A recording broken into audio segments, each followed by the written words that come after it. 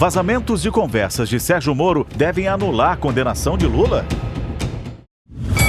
Bom, vou começar fazendo uma pergunta simples pro meu querido Kim aqui. Faça. Querido Kim. Você gostaria de ser, depois de tudo que saiu sobre essas conversas interceptadas do Sérgio Moro, você gostaria de ser julgado pelo juiz Sérgio Moro? Você aceitaria? Eu aceitaria ser julgado por qualquer um, porque eu não sou criminoso, Google. Então, independentemente de quem me julgue, não interessa. Sim, né? E outro ponto, Google, não tem absolutamente... Primeiro outro ponto de sair pela tangente, nada. Que não tem nem perícia ainda pra saber se é verdade, o que é verdade e o que não é verdade, aquilo ali. A desculpa é essa. Isso aí não é desculpa. Não, continua, depois a gente chega a esse ponto. Que é verdade, que não é verdade. E segundo, vamos supor que tudo é verdade, não tem nenhuma ilegalidade.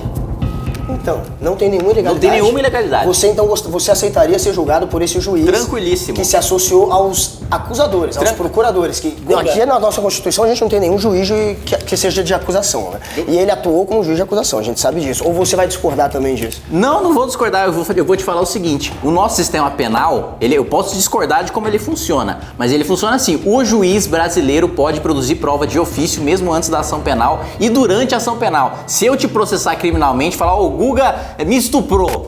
Aí eu produzo prova, o juiz pergunta, que prova você quer produzir, Kim? Eu quero fazer corpo de delito, eu quero fazer XYZ, aí você fala, eu também quero fazer XYZ pra provar que eu não estuprei.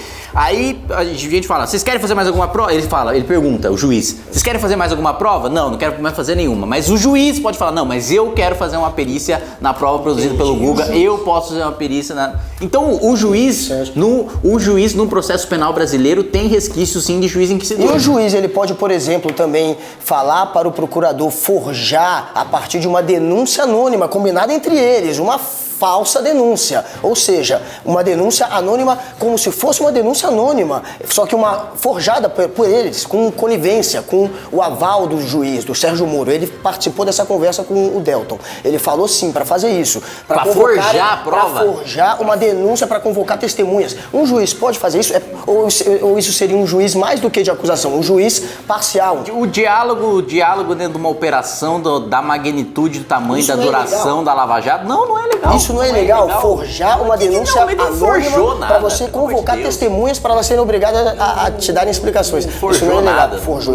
Essa conversa tá lá. Outra coisa, chamar a sua defesa, se você estivesse sendo julgado por ele, de showzinho, não denota falta de parcialidade, ele chamar a defesa, uma defesa que ele deve ouvir e que ele deve tratar com isenção e que ele deve, a partir daquela defesa, julgar uma pessoa que está sendo acusada de um crime. Ele chamar aquilo de showzinho. O que você achou disso? No foro íntimo dele, ele pode falar o que quiser. Para o procurador que está acusando. No foro e além disso, pode falar o que quiser. Juntos... E fez seu showzinho mesmo, a defesa do Lula, porra. Quer definir como o quê? Quer fingir que não foi showzinho? Você é uma pessoa inteligente. Você vai me dizer que isso não denota parcialidade, não denota perseguição. De verdade? Não tem perseguição nenhuma. Não tem... Uma coisa é ele ter a opinião dele pessoal, exprimir a opinião dele pessoal em mensagem privada. A outra coisa é demonstrar nos autos que o cara cometeu o crime ou não cometeu o crime. E ele demonstrou bem, tanto demonstrou que saiu ele, entrou a Gabriela Hart, entrou outro juiz, as condenações continuam, foram referendadas pelo TRF4, foram referendadas pelo STJ, foram referendadas pelo STF. Pelo STF foi referendado ainda, porque no STF ainda pode passar lá. Não, já passou lá 4 vezes. 4 vezes o habeas corpus. O mérito não. Não, mas já foi julgada a parcialidade do juiz. Outras coisas a parcialidade do juiz já foi julgada. Esse caso e a suspeição do Moro. A parcialidade do juiz já foi julgada. A parcialidade do juiz já foi julgada. E vai ser julgada de novo. Já foi determinada agora, 3-2. Não, 3-1. E outro ponto. No mérito, TRF4 já foi referendado. A suspeição do Sérgio Moro ainda vai ser julgada em agosto. O que aconteceu é que eles, durante esse julgamento, a suspeição do juiz, o Gilmar Mendes propôs libertar o Lula durante o julgamento. Isso sim, foi derrubado. Agora, a suspeição tá lá e inclusive a previsão é de que sim, de que talvez o Moro, ele seja... A previsão é de que sim, de que talvez. Um juiz suspeito a ponto de anularem ou de pelo menos libertarem o Lula. O que pode acontecer com esse caso é a anulação. Sabe por que você tá aqui dizendo que não teve perícia? E sabe por que o Moro faz esse tipo de defesa e não pode confirmar o que ele falou e que é notório que ele disse aquilo? Porque ele sabe que se ele confirmar, vai sim ser anulado, porque o que ele cometeu não é só imoral, é ilegal. Ele feriu sim a Constituição. Ele foi um juiz parcial, ele não deu chance de defesa pro acusador, ele se uniu. Pelo amor de Deus, o que mais teve é chance de defesa. Você não teve nenhum processo na Lava Jato tão longo quanto do Lula. Quando você se une ao acusador, você não tá dando defesa. Claro que você não é um juiz que vai dar chance do outro ser inocentado. Qual é a chance de você ser inocentado se o juiz está atuando junto com a acusação? E de maneira maliciosa. Então por que o Ministério Público recorreu de praticamente todas as decisões do ministro Sérgio Moro, só não recorreu de uma, sendo que, bom, tá agindo em conluio, então tá tudo certo. E mais, por que o Sérgio Moro inocentou mais de 90 também, já que tava tudo certo no Ministério Público? Não com outras histórias. O que a gente não é outras histórias, é Lava Jato, é a mesma operação. É a mesma operação que tá sob julgamento. O julgamento do triplex do Lula, é isso que foi vazado pela Lava Jato. Foi essa questão. O que ele tá colocando sob suspeição é toda a operação. Claro, por conta do vazamento da história do triplex. O caso do triplex do Lula, que foi julgado pelo juiz Sérgio Moro. É isso que tá em suspeição. Tanto que fica essa chantagem do pessoal querendo dizer que se derrubar a condenação do Lula pode ser que derrube toda a Lava Jato, e não é bem assim. Uma coisa não está necessariamente ligada à outra dessa maneira. Mas é óbvio que pelo amor de Deus, Guga. Pelo amor de Deus, Guga. É óbvio que os outros vão usar essa defesa. Claro que vai soltar todo mundo. Mas Kim, sai Cabral, sai Cunha, sai todo mundo. Kim, e outra coisa, já que a gente está falando do Moro, o que você achou de ter sido chamado de tonto pelo Sérgio Moro? O primeiro ponto eu achei graça, porque se o jornal dá destaque para um negócio desse, né? Nós só vamos mostrar coisas de irrelevante interesse público e tal. E se ele mostra um negocinho menor desse, que não tem absolutamente nada a ver com ilegalidade na operação, significa que não tem nada mais pra mostrar. Mas o bom deles mostrarem esse ponto... Significa que não tem nada mais pra mostrar. O que o Sérgio Moro fez, como é que ele reagiu, eu não sei exatamente se eu falei, mas se eu disse, me desculpa. Inclusive, ele falou que parabenizou a vocês por terem se empenhado a favor da Lava Jato. Muito obrigado pelo então, juiz Sérgio Moro. Porque nós nos empenhamos, às vezes continuamos nos empenhando. Sérgio Moro, aprende que dessa maneira você se entrega, você é juiz, você não pode parabenizar ninguém por se empenhar pela Lava Jato, porque fica parecendo que você é um acusador, que é exatamente o que essas conversas demonstraram. Aí você foi amador. Aí você foi amador. E você dizer que não sabe se, e mesmo assim pedir desculpa, é óbvio que você sabe que disse isso. É um princípio do direito, aliás. Na dúvida ele pediu desculpa. Na dúvida ele pediu desculpa. Eu não tenho dúvida que eu nunca chamei o MBL de tonto, eu já chamei de outras coisas. Não chamei de tonto, eu saberia o que eu chamei.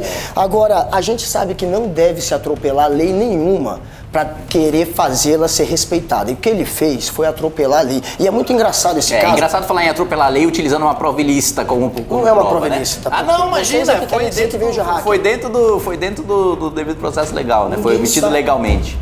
Ninguém sabe como foi obtido ainda.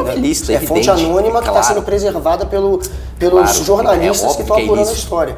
Então, é óbvio que é ilícito, tanto quanto é óbvio que o Moro falou tudo aquilo. Não tem perícia. É óbvio que o Moro falou tudo aquilo porque ele, em momento algum, negou aquilo de maneira peremptória, e é óbvio que ele disse aquilo, tanto que ele pediu desculpa pro MBL. Ninguém pede desculpa pelo que não disse ou pelo que talvez tenha dito. Porque talvez tenha dito, pede. Agora, só pra a gente finalizar essa história, pelo menos, o que a gente está vendo é que o Sérgio Moro e o Lula, eles cometeram pecados parecidos. Um falou que para fazer justiça social teve que de alguma maneira se corromper, aceitar comprar apoio político, teve mensalão, teve petrolão. Botou dinheiro no próprio bolso, não tem nada a ver com justiça social. Dinheiro no próprio bolso ainda há essa questão, a gente não sabe se ele aceitou favor, talvez ele tenha aceitado. Dinheiro no bolso ninguém comprovou nada. Se tem um cara que foi rastreado e que não acharam dinheiro... O cara para de bloquear 78 milhões no bolso, não, isso aí ele tem uma justificativa. Não era dinheiro escondido na Suíça, como outros políticos, né? Agora, voltando, já o Sérgio, de um lado, para fazer justiça social, atropelou também a ética, e do outro lado, para fazer justiça, já que ele sabia que para prender peixe grande era muito complicado, ele acabou também extrapolando a lei, pisou no acelerador e agora pôs em risco toda essa operação tão importante para o Brasil. Para finalizar, eu vou ler só um tweet do Glenn aqui que diz o seguinte: os jornalistas ainda não têm uma estratégia eficaz para bater Bolsonaro, e a entrevista no Roda Viva acaba de provar isso. É preciso desenvolver uma rapidamente. Eu coloco como nosso telespectador. Quem é que é o parcial? É o juiz ou é o jornalista? Isso é sacanagem. Eu tenho que fazer um adentro. Isso aí ele falou meses e meses antes dessa história vazar. Pois é, tem muito tempo para planejar. Tá querendo misturar as coisas para parecer que é uma... Agora, já que ele citou o Intercept, Intercept e tentou fazer uma associação a esse veículo, essas notícias estão sendo veiculadas também pela Veja e pela Folha de São Paulo, que tiveram esse material compartilhado com eles. Então, inclusive, não é só a mais Folha do que já Glenn. fez editorial dizendo que não teve legalidade. Não é só mais do Glenn, Folha e Veja estão nessa, vários outros jornalistas, ou toda a mídia é trouxa, é comunista, é esquerdista, ou realmente o Sérgio Moro cometeu algum tipo de ilegalidade, além de ter sido muito imoral o que ele fez, como até o próprio Kim tem que admitir.